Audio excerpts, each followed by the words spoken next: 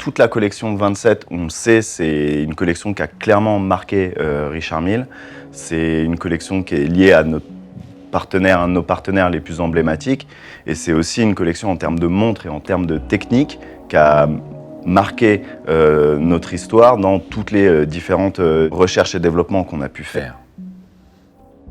D'une manière générale, vous, qu'est-ce qui vous a le plus marqué dans cette collection? Qu'est-ce qu'elle représente pour vous? Je commencerai peut-être par toi, Yves. Qu'est-ce qu'elle représente pour toi, cette collection? Quand on s'est associé avec Rafael Nadal, vraiment est née l'idée de vouloir développer quelque chose de spécial, de spécifique pour lui. On a recherché tout ce qu'on avait dans l'éventail de nouveaux matériaux, en termes de poids, en termes de résistance, et est née la RM27. Et c'est vrai que c'était une sacrée performance, ce qu'on a réussi à faire sur la première version. Pour toi, Juju, ça représente quoi un petit peu toute cette histoire de la 27 depuis la toute première? C'est très finalement emblématique de la marque, parce que si on se souvient aussi historiquement, on a amené la légèreté dans la marque avec le titane. Et puis la 27, c'était aussi une continuité de la RM9 qui faisait environ 30 grammes avec le bracelet. Puis l'idée, c'était de trouver un matériau vraiment plus léger que ça. Et puis on était parti dans le nanotube de carbone. Et le bracelet est toujours un élément aussi important en termes de poids. C'est grâce à Rafa qu'on a pu développer ce velcro, qui est venu emblématique aussi après pour toute la collection Richard Mille. Et on voit qu'aujourd'hui, c'est aussi des bracelets qu'on utilise pour toutes nos montres sportives.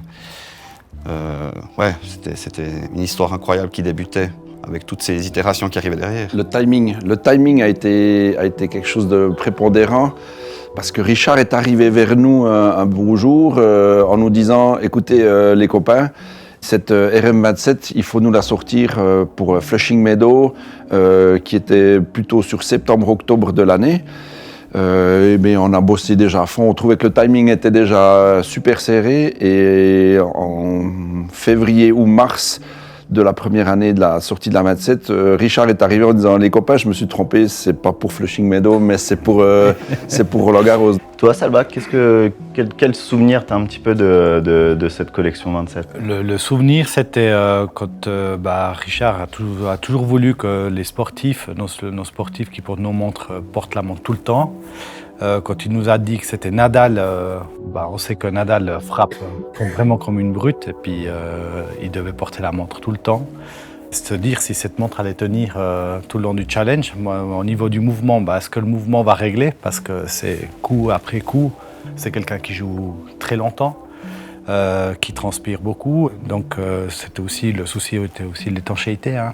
Voilà, il fait des revers à deux mains. Il y avait aussi le frottement du bracelet. Il y avait beaucoup de paramètres. Il y avait tout qui changeait. D'un porté normal, on passait à un porté très sportif, de très haut niveau, avec quelqu'un de très performant. Donc ça a tout changé en fait.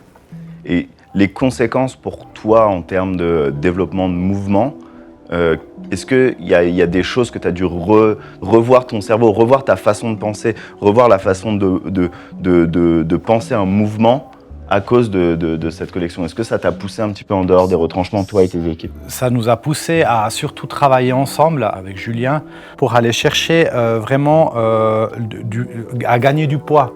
Et puis on a travaillé sur la manière d'emboîter la pièce, la manière de fixer la pièce. Après, avec les équipes de APLL, on a travaillé sur avoir un mouvement très résistant, mais c'est clair qu'il faut une certaine souplesse aussi au niveau des pompes pour résister au choc.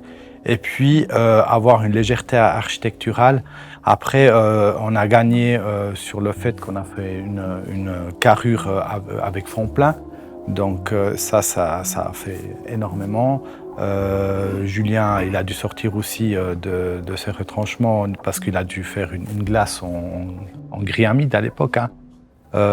Donc ça aussi, c'était un énorme challenge à produire.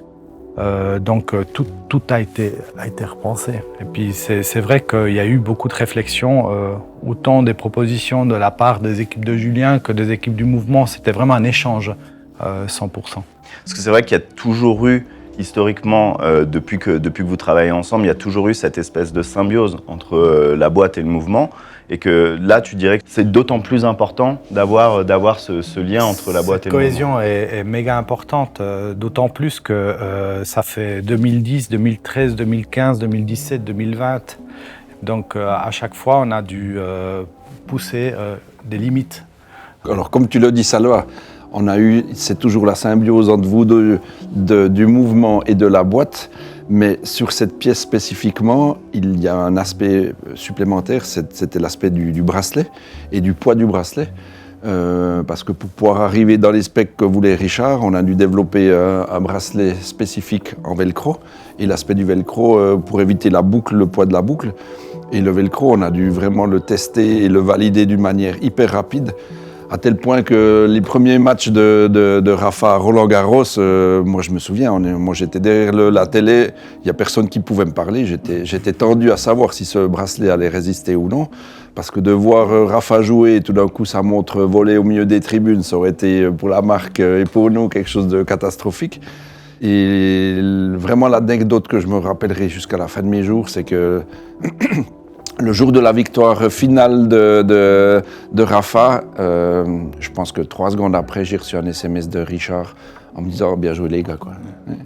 Si on les reprend une à une, est-ce que vous pourriez me donner pour chacune la caractéristique principale de la pièce? Si je prends par exemple Yves, la 27. Alors la 0,27, c'était l'établissement d'une équation de légèreté au poignet de Rafa. 27,01, c'était aussi déjà un emboîtage, une efficacité bien pensée. 2702, c'est platine carrure en carbone, c'est architecture, légèreté, c'est volume, puis haute résistance. Je m'octroie la 2703. La 2703, ce qui pour moi est un des aspects les plus marquants, c'est la preuve que développer chacune de nos couleurs et pas juste choisir une couleur et faire le matériau dans cette couleur-là. Il y a vraiment du développement derrière chacune de nos couleurs, il y a du temps passé, il y a énormément d'erreurs, d'échecs et de recommencements, et que la 2703, c'est exactement ça. Juste sur la 2704, quel a été pour toi le principal point fort de cette pièce? Alors, nouveau matériau, Titacarb, développé avec la maison Biwi.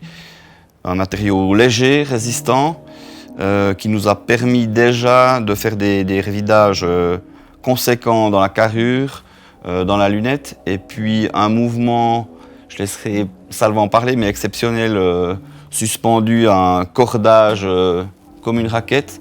Et c'est la raison pour laquelle on avait un fond vitré. Aussi, mouvement avec un tourbillon sur la diagonale, architecturalement parlant, définition des ultra-finitions, des pièces ultra légères et ultra volumiques. Et c'est vrai que pour moi, toute cette collection 27, pourquoi c'est vraiment le plus beau symbole de ce qu'est Richard Mille, c'est que sur tous les aspects qui font une marque et qui font particulièrement RM, on peut comprendre l'évolution de Richard Mille au travers de l'évolution de ces pièces-là et de comment on les a faites aussi, comment on a communiqué sur ces pièces-là, de l'évolution de notre relation avec Rafa. Toute cette collection-là, elle nous montre réellement ce bond en avant qu'on fait à chaque nouvelle pièce avec Rafa et de l'image que prend Richard Mille à chaque fois avec cette collection-là. C'est pour avoir été en dehors de Richard Mille au début, quand la première est sortie, et voir au fur et à mesure l'évolution pour la 2, c'est quand j'ai commencé à travailler pour la marque et à faire les vidéos, et d'utiliser cette collection-là pour regarder en arrière et voir les 24 ans, 25 ans de Richard Mille, c'est vraiment le plus beau des symboles et des catalyseurs de ce qu'est Richard Mille.